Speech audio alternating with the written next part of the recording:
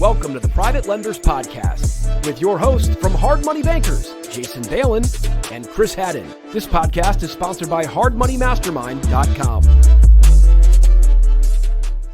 Welcome back to the Private Lenders Podcast. I'm Jason Balin from Hard Money Bankers and a special guest from Des Moines, Iowa, Neil Timmins from Little Guy Loans.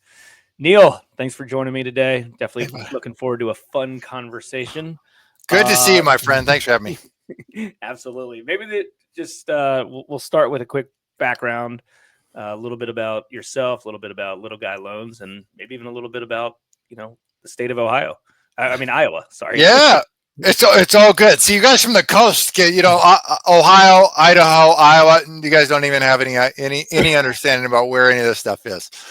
True. You guys grow potatoes out there in Iowa, don't you? No, we do not. That would be Idaho. All right, so I'll try to be brief because I got a long career in real estate. 21 years ago, I started as an agent, and that world fit like a glove, was fantastic.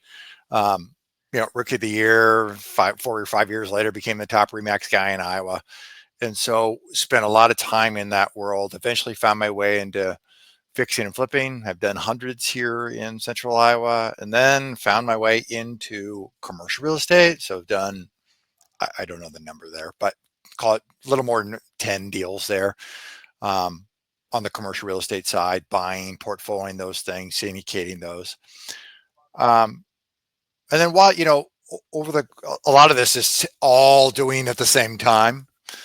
And over the course of, I'd say the last 5 years or so, as I would fix and flip, occasionally I'd buy a deal that was, a good deal, but not for me, or we had too many things going on, and I'd sell it off to somebody who I knew and knew, liked, and trusted. Great. And they'd come back and go, I'll buy your deal, but can I borrow money? And so we'd put a little loan together for them.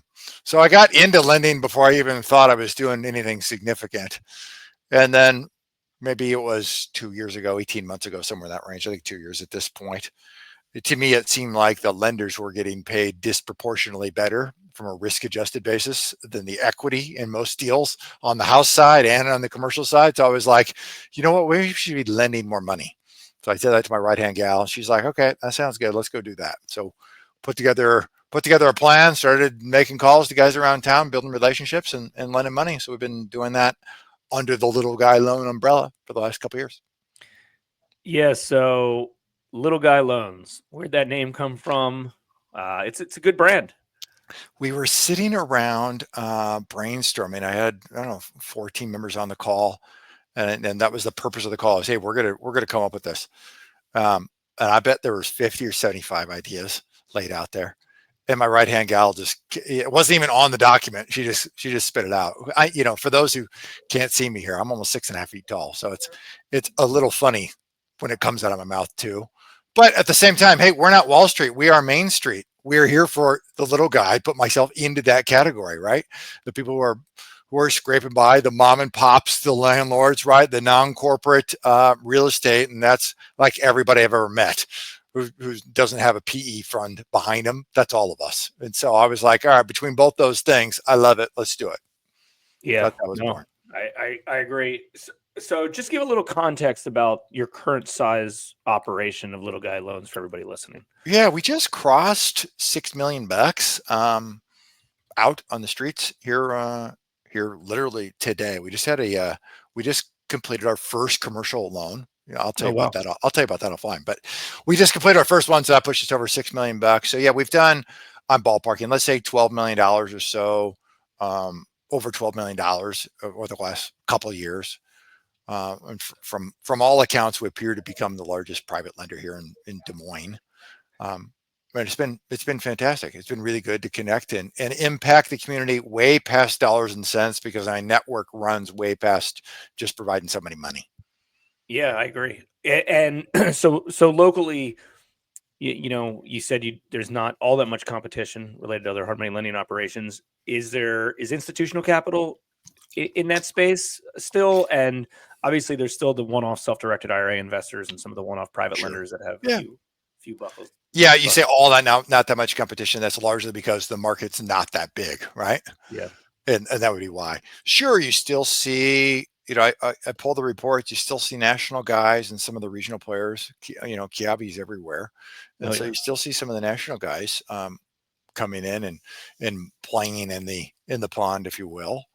But we do what we often compete and do, just like you. We do what others can't or won't. And I'm also live in work in an environment where relationships matter, and I can add value past dollars, because if I can help solve somebody's problem, business problem, tax problem, rehab problem, whatever that unique challenge is, oftentimes I can help save somebody thousands of dollars, right? Yeah. From one way or another.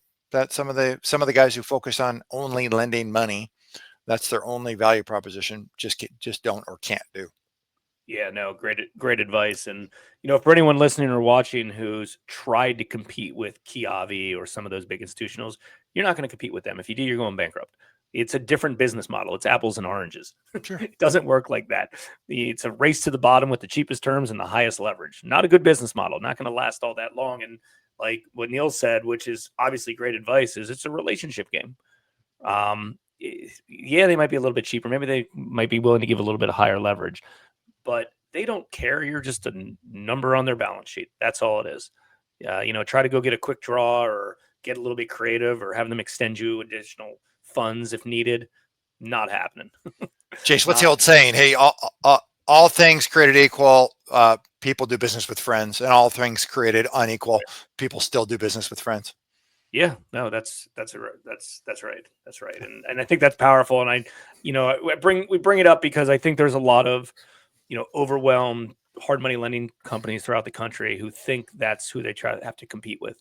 And it's not. Give good customer service, local, fast, easy. Those are 3 words that we kind of stand by internally. And I know Neil does the same.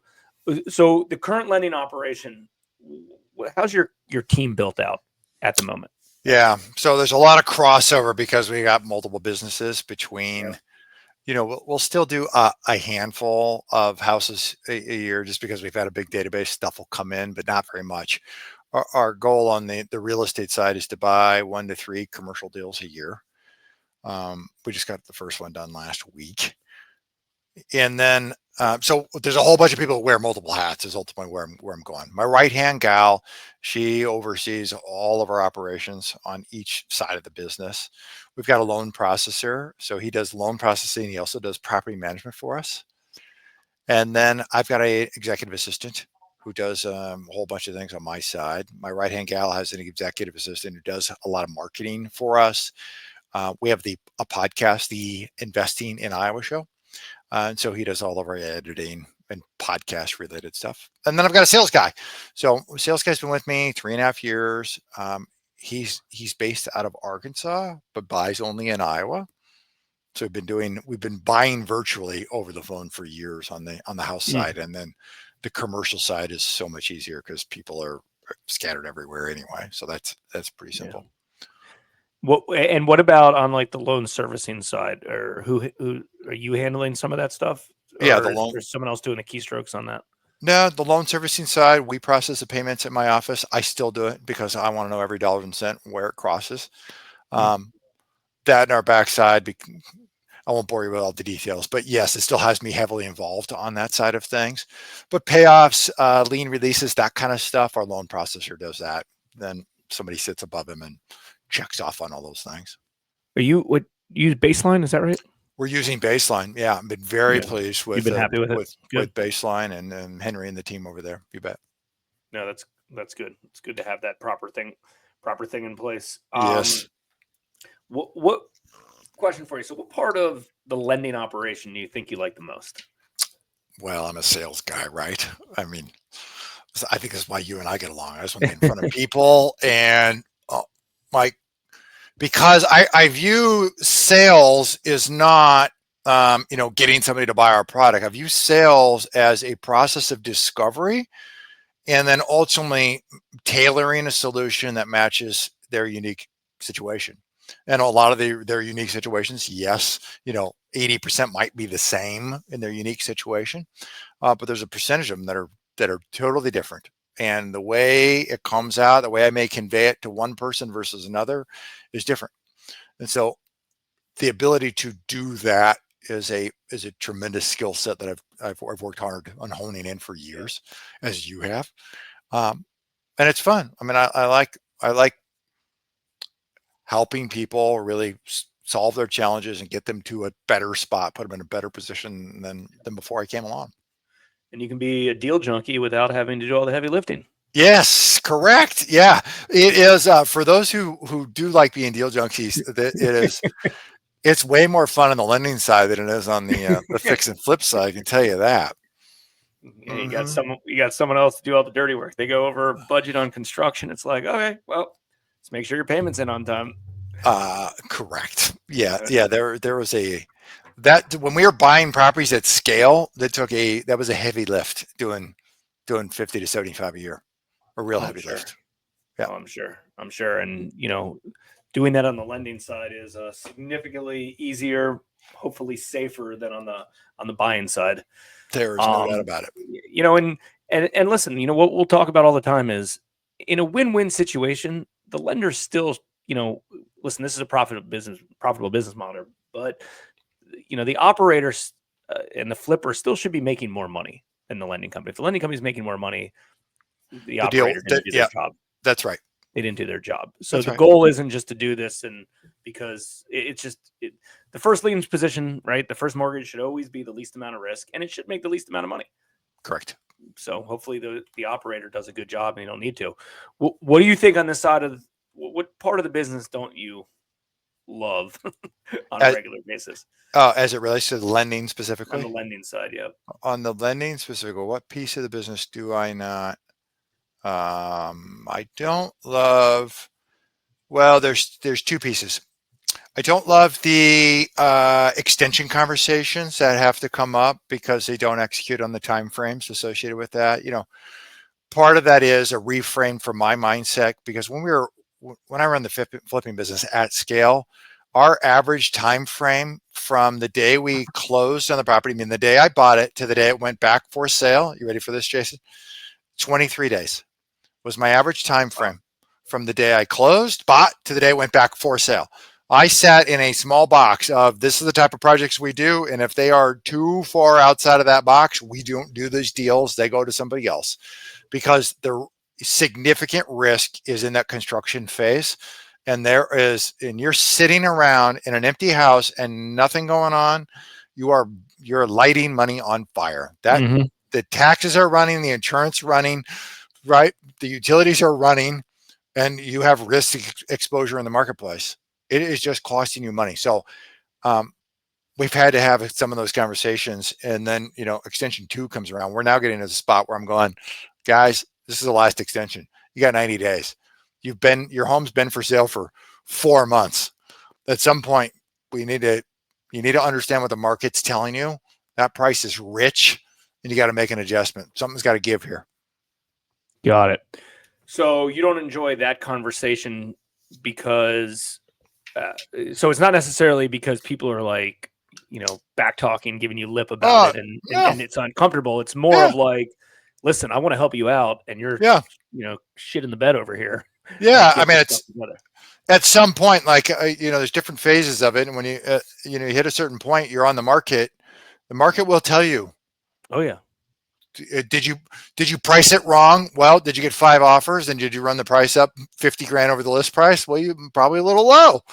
Yeah. You priced it heavy. Well, the market sits on the market for a period of months, 2-3 times the average time frame for a home to transact, and you're not moving. It's telling you something.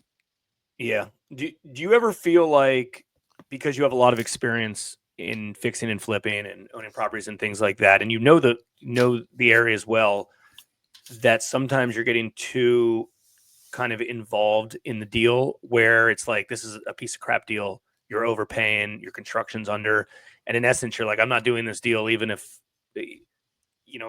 whatever the borrower is willing to pay, the borrower is willing to put down $100,000 down payment. Like, do you ever kind of get stuck in that situation where you think more like the borrower instead of you as the investor or lender? We have had We've had deals where I've passed because their numbers are so far off Yeah. that it is just it's a non-deal, and if it's a non-deal, I don't love the idea of them. A non-deal meaning they are going to lose. Yeah. In, You don't in want to my set someone up for failure. in my belief, they're going to lose, and I don't really want to be involved in a loss with somebody because that it's just going to leave a bad taste in their mouth. I'd rather just pass on this thing and hopefully, lay the foundation for a relationship to continue on a different, on an actual deal in the future.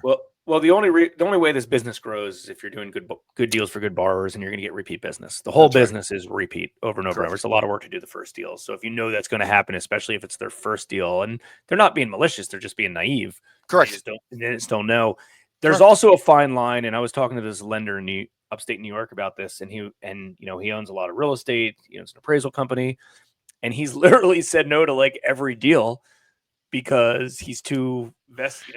He wants to be too vested. And I'm like, listen, if somebody's buying a property for $100,000 and it's whatever, they're going to sell it for $100,000 and they're clearly not going to make any money. I get it, but there's still good deals to be the lender that might not be home run deals for the borrower. Correct. Let's say in a perfect world, you try to achieve a 20%, return on something, and maybe they receive, a smaller return. Like you kind of sometimes have to pull back a little bit, knowing that you're still going to be safe on the lending side, and maybe it does sell for $215 instead of $200, and that's where. So I was just curious because there's a fine line between not doing it completely because the borrower is an idiot and they're definitely not going to make money, and being like, well, I wouldn't do this deal. Well, there's a lot of deals I wouldn't personally. I can tell you, I thought about your question. I thought heavily about when I came into this to go, man, I wonder how I'm going to feel when I do these things.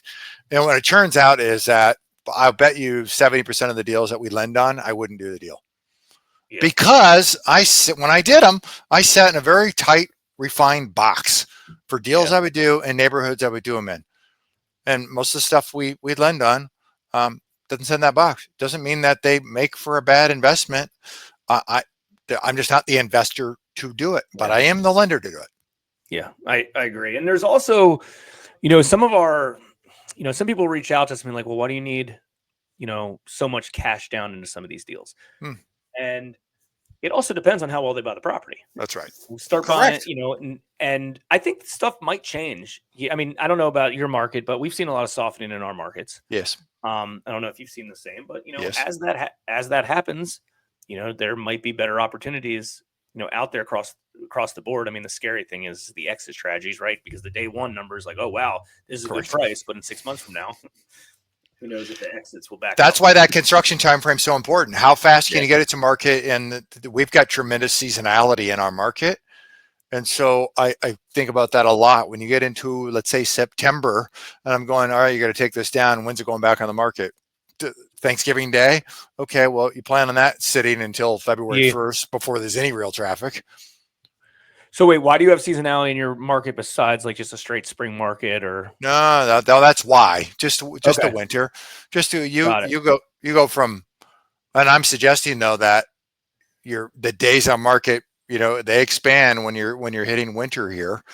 And so understanding what's my time frame to deliver, and the prices may not be as you may not get as much for that home, not may. On a normal annual market, say normalized, you're not getting as much in November as you would get in May. Homes are just, right. The demand, seasonality demand in May will drive the prices higher per square foot. Do you think you could hit your ultimate goal of where you want to expand this business into in the market you're lending in? No. What happens if you expanded? You said you did your first commercial deal. What happens if you were able to do more commercial deals? And what happens if capital dried up more than it already has? Well, if capital dried up more than it already has, shy of some sort of market, I don't know that commercial could get us there, but it may. All right, so let's set that aside. So shy of some market shift, I don't think we could. But if capital dried up, that answer would be yes. And what you'd see, because you experienced this when you started your business, is that your margins expand. Oh yeah. So not only are you going to do more deals and higher volume, your margins are expanding. Yeah. Well, So yes, it could get there from that standpoint. So far, you asked me about the national players. Yes, they're in. We've got significant local players from a community bank standpoint. There's plenty of banks. I mean, the majority of them will not do the type of stuff we do, but there's some who will come in and play in this pool and still do some work. I mean, I'd like to think that, if you're able to get a few commercial deals a month, that could go a long way. I mean, there's correct. big loan amounts. Commercial deals tend to stay on their books a little bit longer if it's the right situation. That's right. On that, I'm just curious. I mean, and the reason I ask that is I think there's a lot of listeners to this podcast that are in markets and they're trying to, not that they've hit capacity, but they're trying to figure out what the next step is. Yeah. And I was talking to coincidentally another lender in New York, but this person was in Long Island, and like their average loan amount's $500,000. Like they don't have to do that many deals. Correct. Yeah. The first commercial one we just did, 600,000. Yeah. And so I'm thinking, and the same thing you were going, this is, how do we get more of these? What does that look like? How can we get our structure dialed in and be able to attract these in the market? Because it's a great opportunity. Yeah, and then our average loan's about 225, but what drives a lot of that up is we'll do 225, and then once a month, once every few months, you do $1 million loan and something like that, and all of a sudden your numbers skyrocket. Yep, just off that, and I'm a big believer that you do the median housing price properties in your area, and I think those are singles. I don't think you ever get rich off those. I think you just do lots of those singles. That's your core business. Correct. And you do some commercial deals every once in a while. You get a real high end property, maybe a portfolio, and that's to me, it's kind of a weird way that I think about it. That's just all profit to us. Those are like freebie deals, and we try to have a goal of doing close to about one of those a month. It doesn't happen all like that, but I do think we do 12 of them a year. They come sporadic, and those are all bonuses. Those are big loan amounts. They're very, very profitable. Yeah. I'm not expecting it. And it's the normal meat and potatoes, median housing price houses that we do regularly. Right.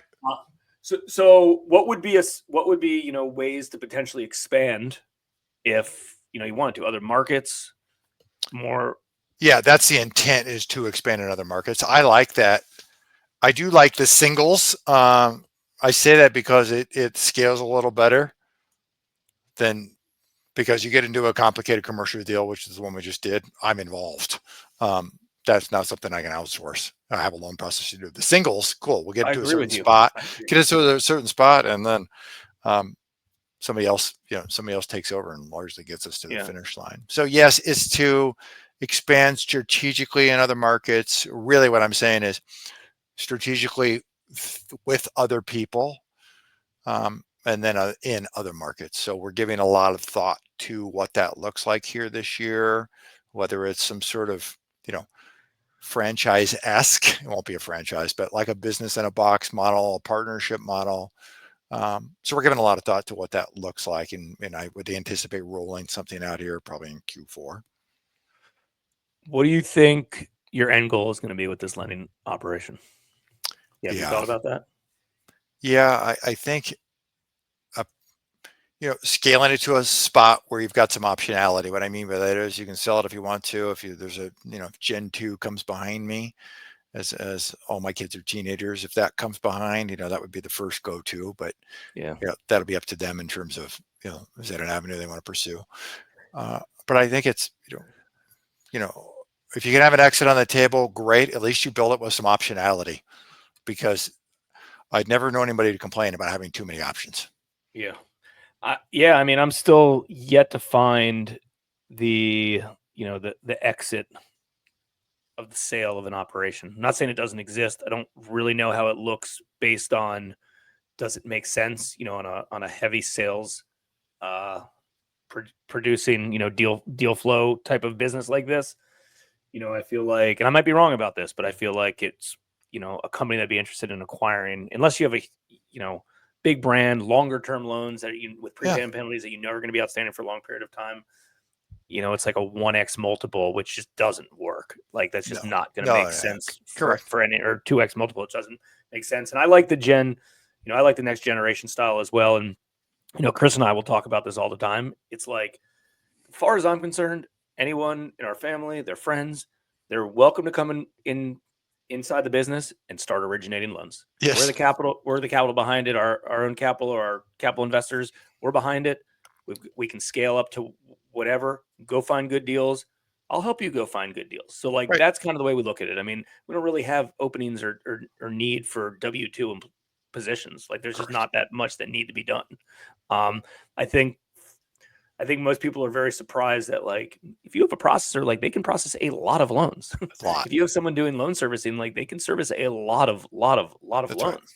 And it's all about, finding good opportunities over and over and over and over and over. So that's kind of the way that we look at it. What this business allows for, which a whole bunch of, fix and flip doesn't, unless you really build it at scale, is you don't have to be there on site.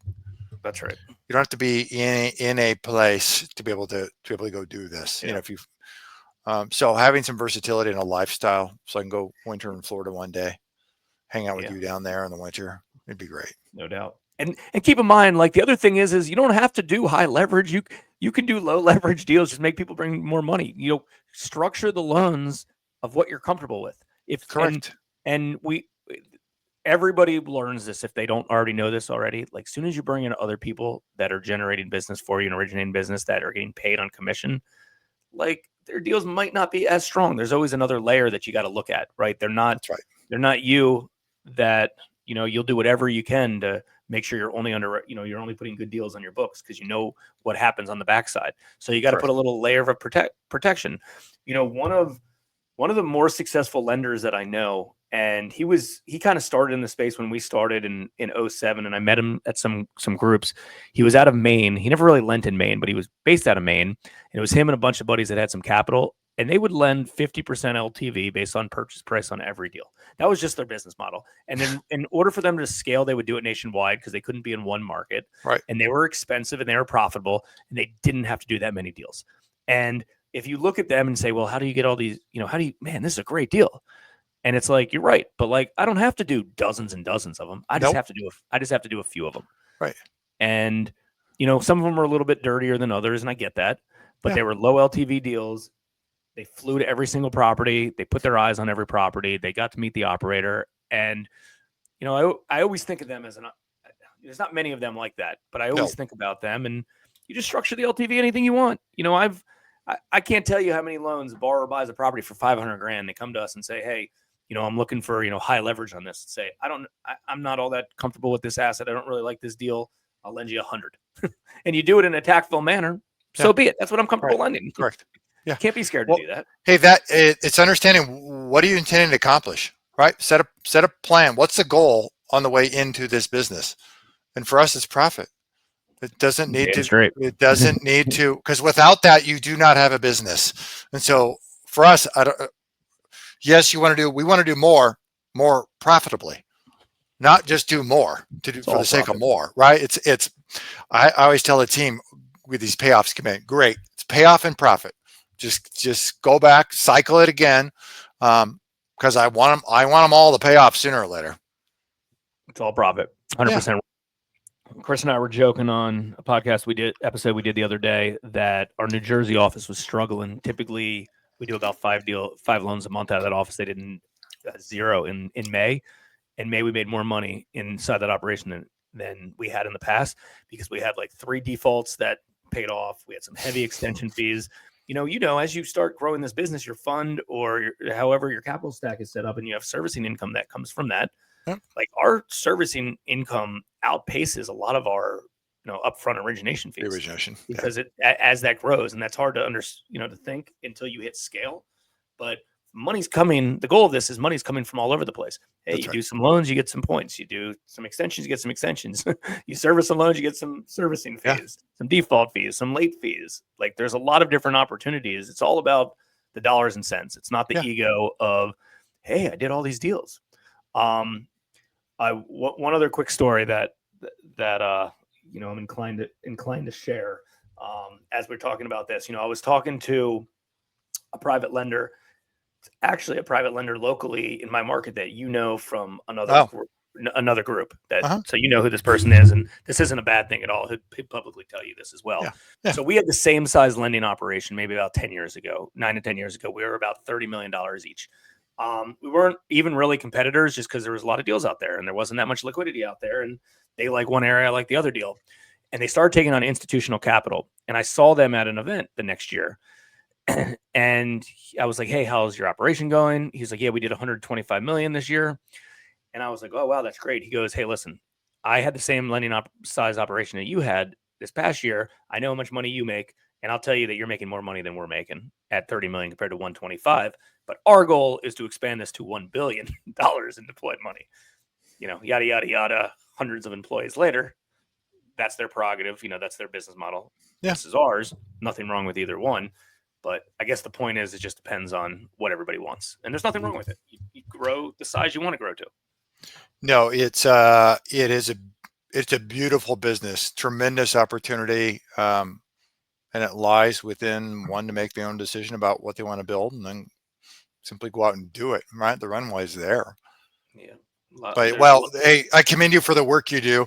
I know you didn't ask me for this, but I'm just telling you, you guys and the two of you and the work you've done. I stumbled on the podcast, probably like a lot of people listening to this, and ultimately reached out to you guys and finally, was able. I was declined first to join the organization in the mastermind. That's what I mean by the organization, the mastermind. I don't know if you were aware of that.